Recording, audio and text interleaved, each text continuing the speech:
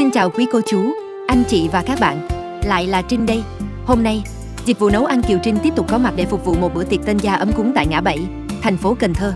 Lần này, gia chủ đã tin tưởng mời Kiều Trinh chuẩn bị hơn 20 mâm tiệc để chiêu đãi người thân, bạn bè và bà con đến chung vui trong ngày đặc biệt.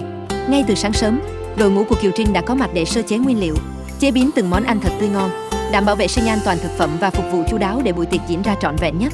Mời cô chú, anh chị cùng theo chân Trinh khám phá toàn bộ quá trình chuẩn bị, những món ăn hấp dẫn và không khí nhộn nhịp của bữa tiệc ngày hôm nay nhé.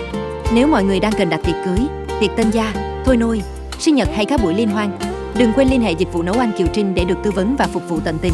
Liên hệ đặt tiệc, điện thoại 0778 103 115, địa chỉ số 68, ấp Phương Hòa, xã Phương Bình, thành phố Cần Thơ. Xin cảm ơn mọi người đã luôn theo dõi và ủng hộ.